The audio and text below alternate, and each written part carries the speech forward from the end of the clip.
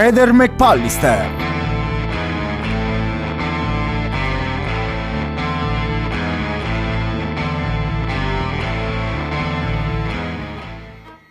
Sì, giorno 30 di dicembre, tarda serata. Lo ha confermato Sebastiano, comunque il figlio è andato fuori strada, aveva bisogno di una corda per aiutare a tirarlo fuori, se vogliamo. Ecco.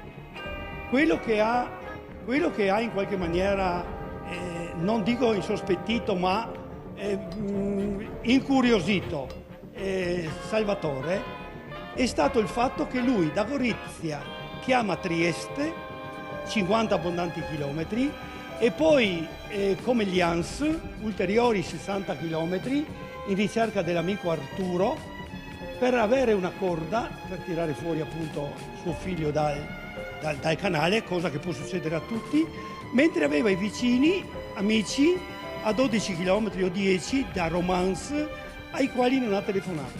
Chiama solo dopo, solo successivo. Sì, ma non nel momento del bisogno, e probabilmente 10 km sono molto meno di 50 a portare una corda. Tante volte abbiamo parlato della corda perché è un elemento particolarmente sospetto, perché Sebastiano chiede questa corda a dei vicini che abitano a pochi metri da lui, ma allo stesso tempo a una persona che abita a centinaia di chilometri da lui. Improbabile che questa potesse recapitargli una corda in breve tempo. Sentiamo anche in questo caso torna in auge il nome Arturo, che è circolato spesso. Ovviamente però non voglio fare illazioni su quei discorsi di cui si è parlato di un amico di Sebastiano con dei precedenti penali, perché su Facebook io penso che se andate anche nei miei contatti troverete qualcuno che magari ha pure l'ergastolo, quindi questo è relativo. Si conoscono tante persone, non si può sapere mai cosa in futuro queste faranno o hanno fatto, o se una persona viene condannata non è che per questo l'andate a rimuovere da Facebook.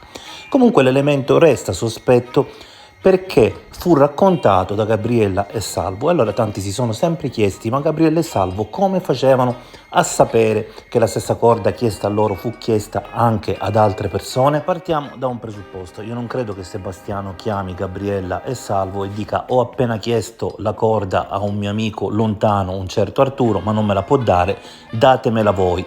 Loro dicono di no, allora a questo punto richiama Arturo e dice: nemmeno Gabriella e Salvo mi hanno voluto dare la corda. Quindi, considerando che ovviamente non è Sebastiano a informare le reciproche parti della duplice richiesta di una corda, la domanda è sempre stata lecita e inevasa: come hanno fatto a sapere che reciprocamente è stata chiesta una corda? È anche vero che probabilmente questo Arturo fosse amico comune fra tantissime persone invischiate nel caso, ma questo non basta a rispondere, perché se io ho un amico su Facebook, questo non significa che improvvisamente una sera questo mi chiamerà dicendomi: guarda che Sebastiano, il tuo vicino di casa, mi ha chiesto una corda.